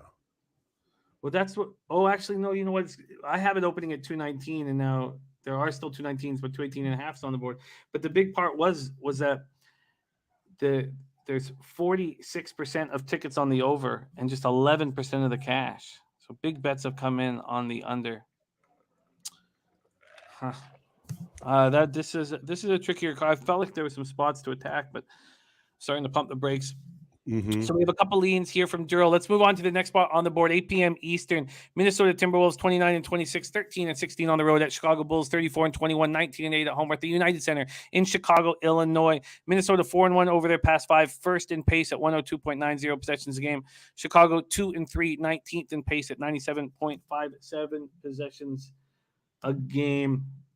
The total opened up at 240.5. They're now at 241.5. This is a enormously high total. Just enormous, bro. I'm like 240. Jeez. Bulls open up at -2.5. We do see some threes on the board.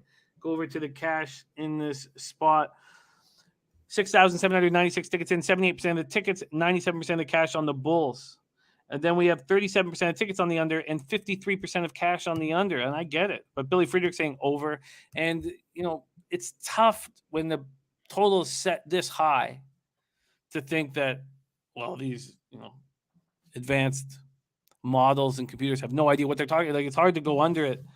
It's hard, very hard. Ron Crawford's spreadsheet play today is on Minnesota. So we got Ron Crawford spreadsheet play of the day is on Minnesota. And he's also hooked us up with a spreadsheet play today on the Dallas Stars in NHL. So Ron Crawford hooking us up here. Shout out to our Ron Crawford.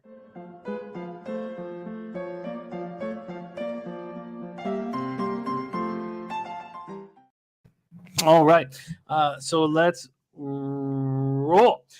Minnesota had a 5-game winning streak, snapped a 132-119 loss to the new look Sacramento Kings in Northern California on Wednesday night. Ant goes for 26. Towns goes for 21-8-7. D'Angelo back in business goes for 29-10. But man, they couldn't beat them. It was shocking. And they were up 37-31 in the first quarter. And Dan Kelly was on that first quarter over. And man, that first quarter over, first half over, all was over. Bulls snapped their 2-game losing streak, 121-109 win at Charlotte on Wednesday night, predicted by the Omicron variant.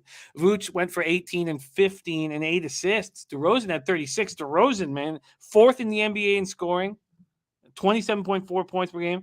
His 3rd All-Star game as a starter. The guy's just rolling. 45 points against the Sixers on Sunday. He's averaging 37.5 points, shooting 56.9% from the field over the last 4 games. I mean, he's just rolling. Take it away here, Derl. Very interesting spot. Timberwolves. Yeah. Take it now. I like Minnesota first quarter. I do. I like Minnesota first quarter. I stepped on it right now. +1. Minnesota +1. Minnesota is still first in the league in first quarter scoring, averaging 29 for the season. But in their last 3, they put up 32. Right now, 2 of those games were against Sacramento. Their last one, they put up 37. But Chicago, man, right now they're scoring. Not so much. They're averaging 27 for the season. The last 3, they've maintained that average, right? And their last one, they put up 28. Right. So I believe that Minnesota can get off to a quick start. You do want to kind of avenge that loss that you had against Sacramento. So they are a fast-paced team that could score a lot of points. With this total being so high, you could tell that there's not going to be any defense played. There's not going to be any defense played at all. At all. Minnesota Timberwolves, first quarter ATS, which kind of, it kind of stinks, 4-5-1. But Bulls are last with their entire body being 21-34. And they're 10-17 at home. They've got a better record first quarter ATS when they're away right now. And they've also, in their last 10, have been 4-6. So I believe this is a good right spot for Minnesota to at least come off fast and then let the game kind of wear down and see how they play, right? But Minnesota first quarter is the look for me.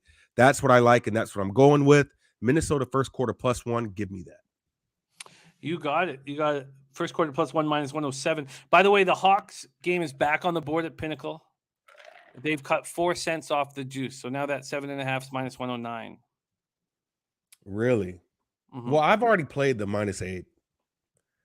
So if I'm playing it, I'll just take that. I'm going to give you what I play. Okay. But I mean, because you're at a negative disadvantage having to take what is available here during the show. So we okay. So what is it at -8 now at Pinnacle? Good idea. Let's check that out. Is that a better By the number? way, we got Ski Profit in the house. Ski Profit says over 240.5, and he says if you're scared, go to church. Yeah. I was saying that earlier. I said, watch this still go over. Watch this still go over, man. People see a number that high, they just immediately start to pound the under, right? Oh no, 2-4, that's too high. Pound. The eight's even money plus a hundo. Yeah. I played a -8. You could put on the show a -7.5. Okay. -7.5 at -109. That's available right now at a Pinnacle. Ray Charles looking at the Levine and DeRozan point props. Ski Profits with you on the Hawks. North Ender says over or pass. Daryl Lyles is on Xavier. And Gerald Jones says highest total of the year, 240. There's Trot Wham as well in this chat. Wham, Ski, appreciate y'all. Nut Flush, appreciate you. Next up is our final game on the card, 9 p.m. Eastern. Orlando Magic 13-43, 8-23 on the road at Utah Jazz, 34-21, 19-10 at home. We're at Vivint Arena in Salt Lake City, Utah. Orlando 2-3 over their past 5, third in pace at 102 possessions a game. Utah 4-1, 26th in pace at 96.3 possessions a game. And there's Jay Money also rolling with us. Great to see all you guys here in the chat. Years, man. And Bonku Kui saying hockey, Olympic hockey, best thing to bet on right now. Sweden -2.5 plus 175. Czech Swiss under 4.5 plus 155. Ski Profit on the over 221.5 in Jazz Magic. Over 221.5. Jazz opened up as 12-point favorites. That's moved to 13 or 13.5, depending on where you shop. Big spread. And this total has gone from 220.5 to 222.5. There's even a couple 223s. There are still 222s as well. So it's just moving up as of recently. And we have 5,989 tickets in. 80% of the tickets, 97% of cash on the Jazz. And then 47% of tickets on the over and 99% of cash. So huge bets have been made on this over. Mm-hmm. Wow. Orlando snapped their 2-game losing streak with a 113-95 win at home. Win at Portland on Tuesday night. Portland had beaten them in 11 straight. Cole Anthony goes for 23 and 9 assists. Jazz coming off their 4th straight win, 111-85 at home over the Warriors Wednesday night. Hassan Whiteside looked good. 17 boards, 9 points, 7 block shots. Really nice. Donovan just played complete basketball. Didn't need to put points up, but got 14 points, 10 boards, 8 assists. Bogdanovich went for 23. And the sad story of Ingles' final days as a Jazz. Yeah. He's just heartbroken, and he was, traded because he can't come back this year. And so they get Nickeil Alexander-Walker, a Canadian whom we love, and Juancho Hernan Gomez in return. Take it away here, Derl. Last game on the card, Magic Jazz. You ready for this? Yeah. You ready for this? Yeah. Give me Utah. I don't give a fucking shit what the spread is. You ready for this? Here's my analysis. I don't give a fucking shit. I don't give a fucking shit. So yeah, I don't give a fuck. I don't give a fuck I don't give a fucking shit. I don't give a fucking shit what the spread is.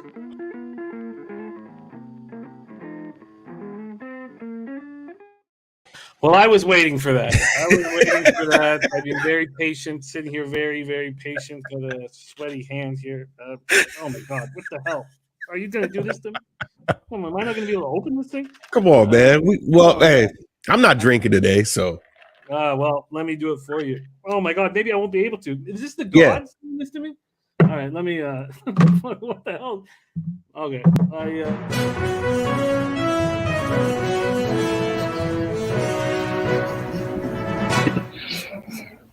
It turns out Jimmy's a weak man that can't open a bottle. All right, I was waiting for this. I did not expect no college basketball on the show. That threw me for a loop. I got Derl to come in early. Thank you, Derl. That's very cool that you were malleable like that. To Friday, to our action. I love you guys.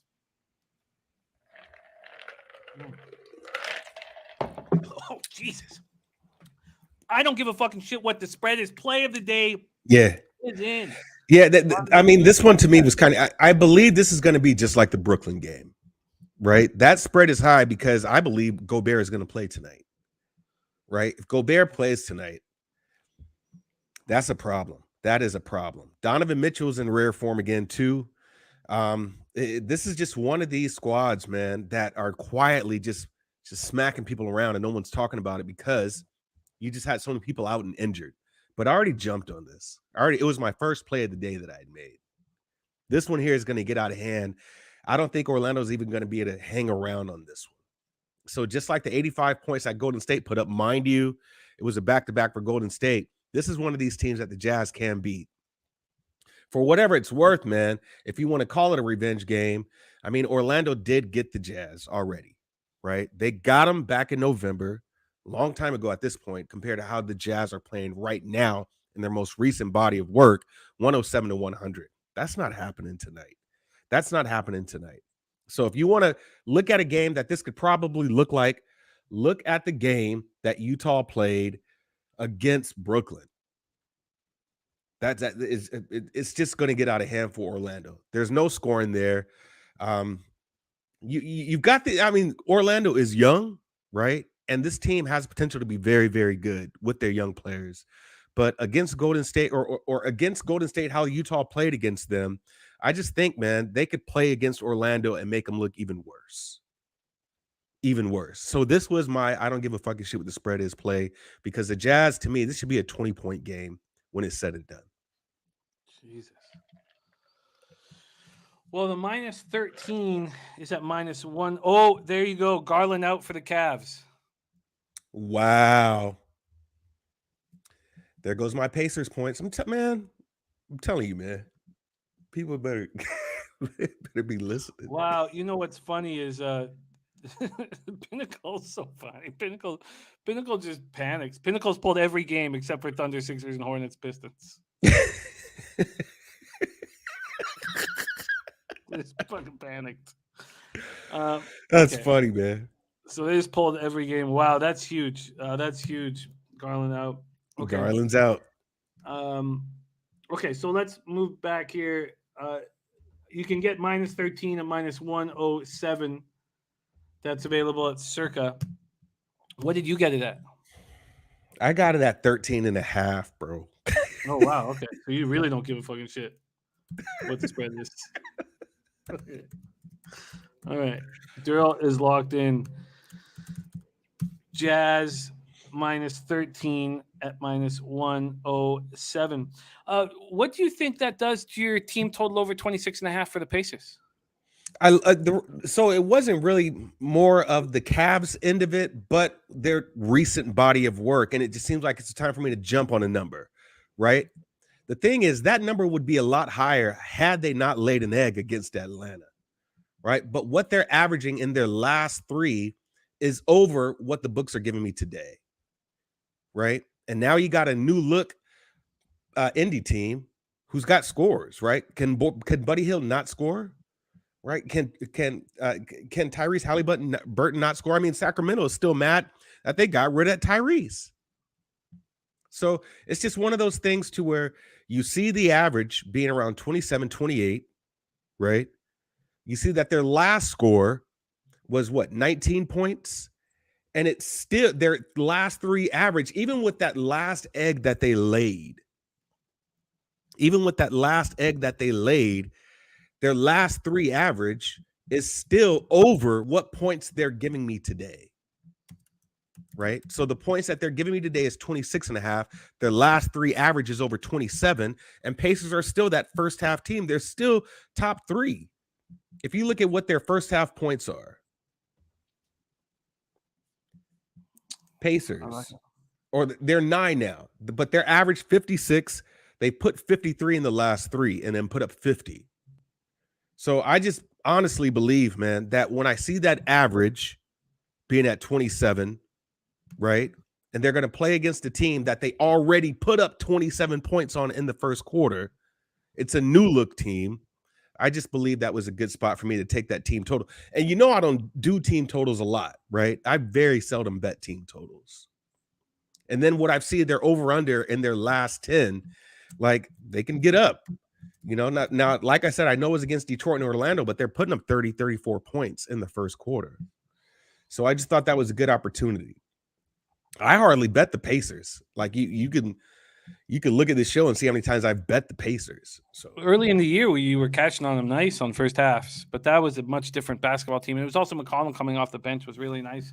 All right, let's review Derl's NBA action. He's on the Pacers, team total over 26.5. First quarter, team total over 26.5 at -103. He's on the Hawks, -7.5 at -109. He's on the Timberwolves, first quarter +1 at -107. And Ron Crawford's spreadsheet play today is also on the Minnesota Timberwolves.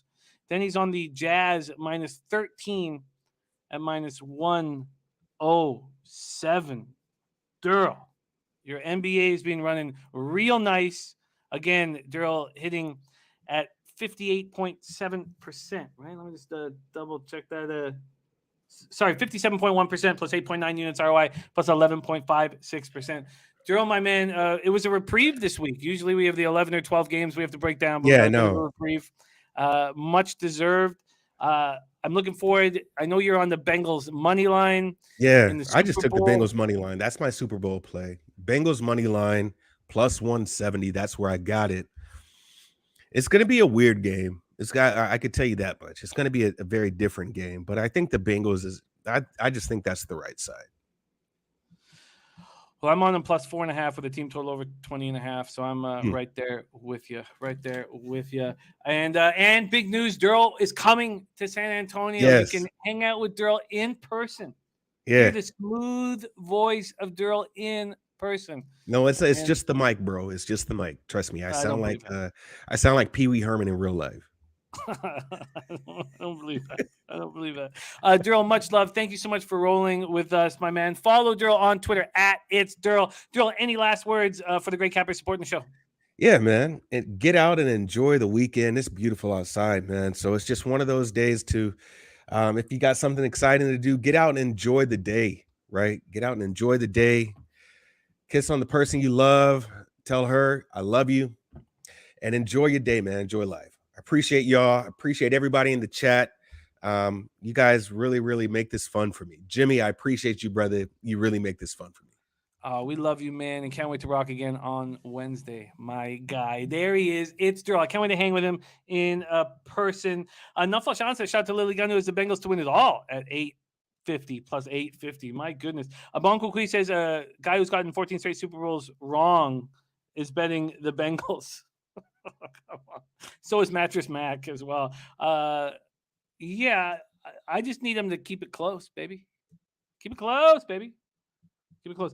Jared TG says, had an interesting thought about the Super Bowl. If you think since he wins, maybe you should bet Burrow to win MVP.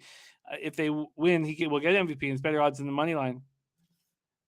It's a great point. It's actually Evan McPherson, actually. At 100 to 1. It is possible that Jamar Chase, too, could take it. But look, I'm going to have fun. You know, I'll be live for the Super Bowl. I'm going to have fun. All I want to do is make money. That's all I care about. So I don't need. Years ago, I used to need to have a whole bunch of props, and I love that cappers who do that. There's no thing to you, Jose. You want to have fun. He's subtweeting me, guys. He's talking shit to me right here. Say it to my face, Jimmy. Say it to my face. I get it. I get it. I get it. In the Rams, Eagles, in the Eagles, Patriots Super Bowl, I lost badly. I lost badly on my props. I lost badly, and at halftime I doubled down on the Patriots, and it was just awful night. And from then on, I just stopped with that angle. And now, like, because of COVID, look, we're not going anywhere. There's no party I'm going to for the Super Bowl. I'll be right here, sitting right where I am, drinking this. Probably gonna have to get a new bottle, but drinking this Kraken. Definitely have to get the new bottle. I just want to win. That's all I want to do is win. I just care about the cash. That's all I care about is the cash. Kurt's on play today is on the over at 47.5. Says we had an incredible Kurt stop season. You absolutely did.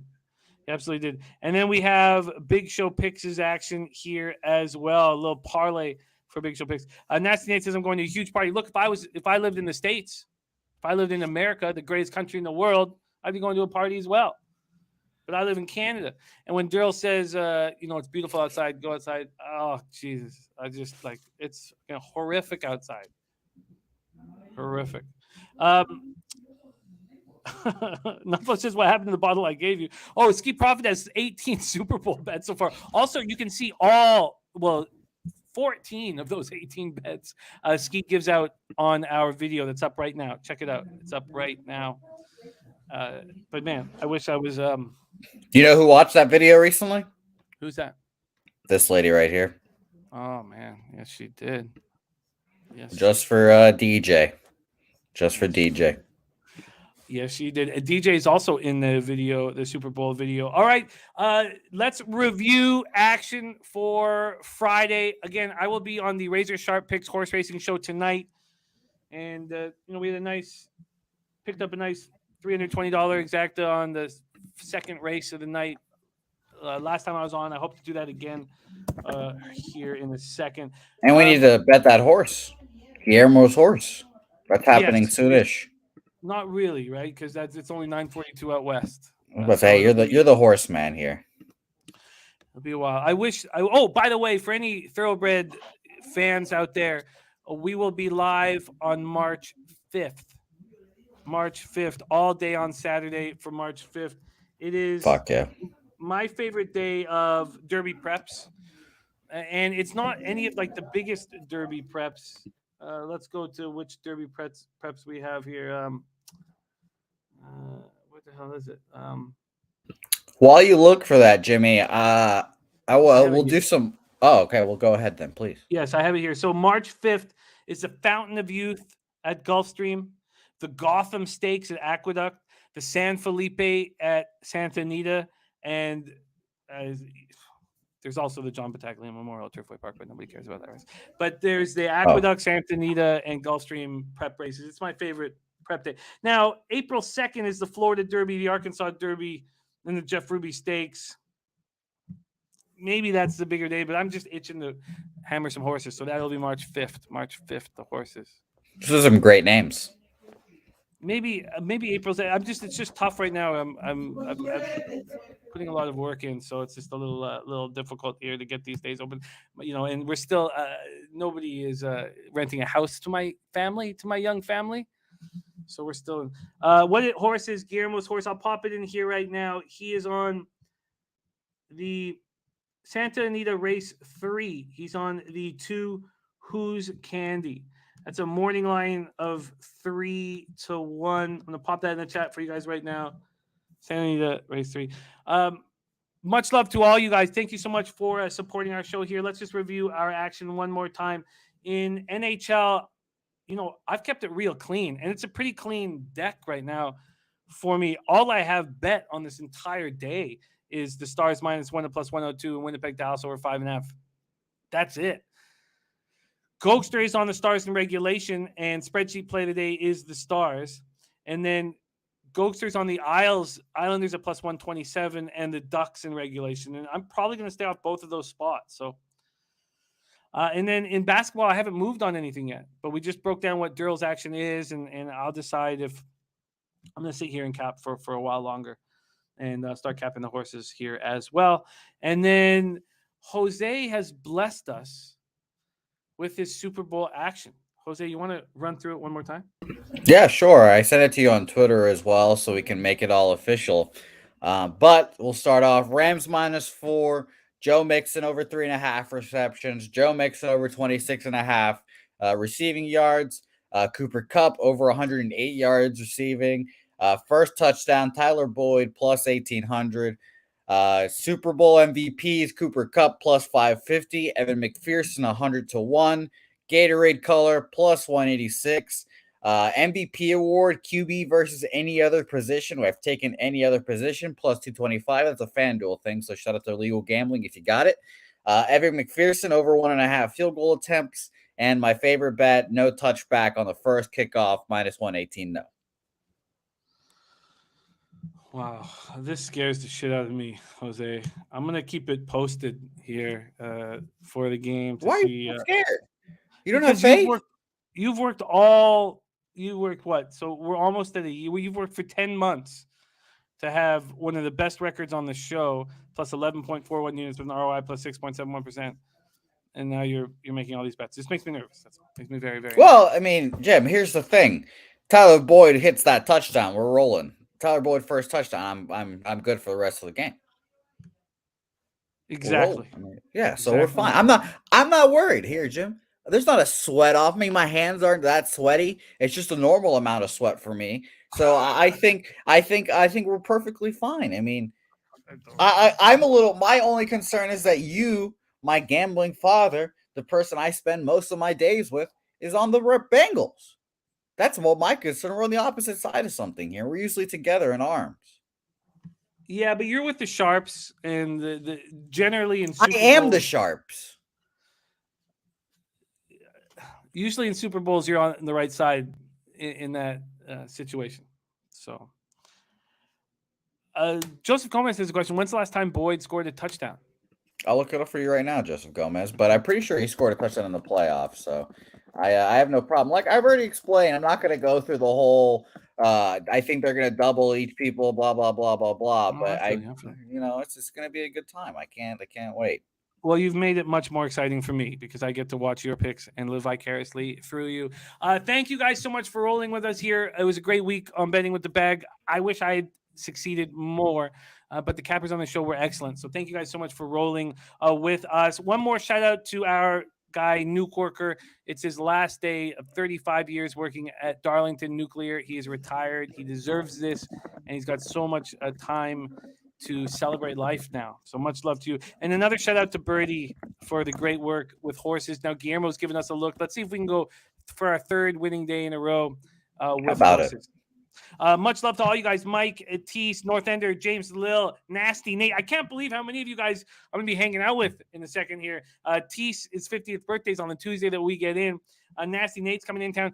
So I've decided now, because we're trying to figure out the best hotel situation and all that with everybody, I'm going to set up a group chat now with everybody who's coming to San Antonio so that we can discuss in that manner. Now we can only fit 50 in, so it'll be the first 50 that are coming. Jesus. Yeah. So it'll be the first only 50. Jim. Nasty Nate wants to know what your Gatorade color is. It's orange. Orange. For the Bengals. Yeah, of course. We're not. But you have the Rams to win the game. Yeah, we're hedging myself. I mean, can the Rams not have orange Gatorade too? No, of course not. The Rams have blue Gatorade, man. You don't know that. You don't know that. But Jim, here's the thing. I'm going to two last announcements. One, we have not planned, and I think it's time to announce it. It's still super early.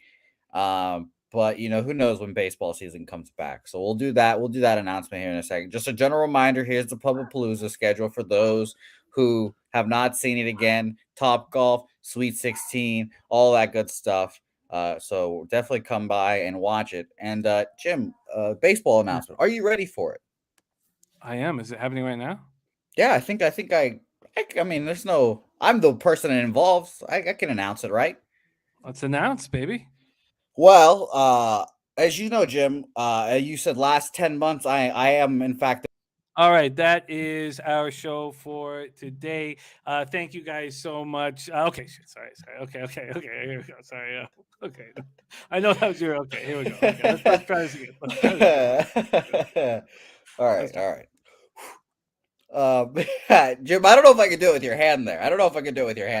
I think I need your hands up. But long story short is I'll be hosting the baseball baseball capping show that we'll be doing daily.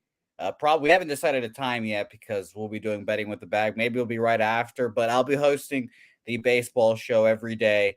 It's going to be called Say Hey Plays. Very original name, and it's going to be a lot of fun, Jim. I'll even play this. Why not?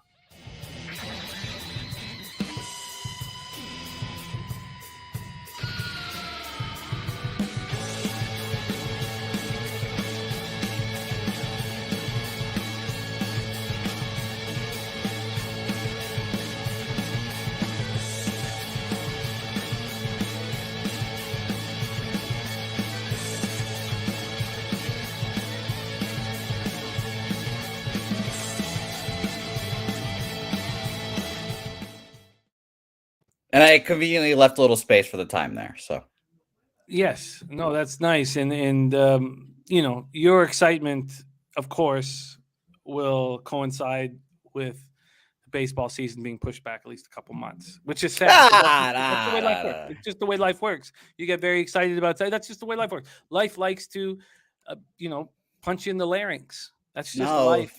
That's just March 31st, Jimmy. March 31st. We're starting on time. It's going to be great. And it's going to be a great baseball capping show. We're going to talk about futures, daily plays. We're going to have a rotating cast of guests. It's not going to be just me talking because I know everyone hates my big, dumb, nasally voice. And it's going to be a great time. And it's going to be a lot of fun. And Jimmy, you're going to be on the show every once in a while too, maybe. Maybe I'll be the host and you'll be the guest. This will be a change of pace.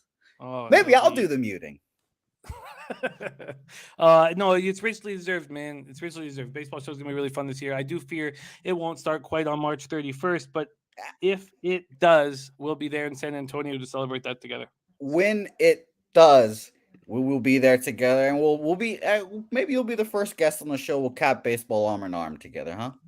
Oh man, it's like telling a kid Santa Claus isn't real. But yeah, Jose, baseball started on March 31st, and it's gonna be so much fun. It's going to open some veins if it doesn't start up March 31st. I'm going to be a lost puppy at sea. But at least we'll be together. We'll be together with all these lovely ladies having a great time in San Antonio. We need more. I asked for a database of them. So I'd like DJ. I like this one particularly because it covers up my face perfectly and it's like you're talking to her. So I'll get them. DJ will get his lovely ladies of the night. See, I don't dislike her, but I think I like her fourth best. There you have it. That is our show for the week. We'll be back in action on Tuesday, but don't forget 4 p.m. NBA Pub Hub, 5 p.m. NCAA Net Profits. And Crystal wants to know if you can do the breaking news on that show. That would be that'd be a touch. That would be a touch. Absolutely. Maybe we should just wall swap. Maybe you should produce one day and I'll be the host of the show and we can, It would be my absolute pleasure. Let me just do this. I know. Okay, pull them off. On behalf of all of us here at Pub Sports Radio, thank you guys so much for all your support. Foxy, Mike M, Nasty Nate, North Ender, Bananas and Grapes, Crystal Warren, Stu Chaos, Matthew Niels, Saturated, Dennis Garcia. I will see you guys. So we have a great night of programming. We have NBA at 4 p.m., NCAA basketball at 5 p.m., and then Razor Sharp Picks Horse Racing Show at 7 p.m., which I will be on at about 9:30 or so. Let's have a big Friday. Let's get into the Super Bowl right. And all of you guys have an incredible Super Bowl parties wherever you're going. Enjoy it. Get that cash. Make that money. And on behalf of all of us, let's say, hey, those bookmakers.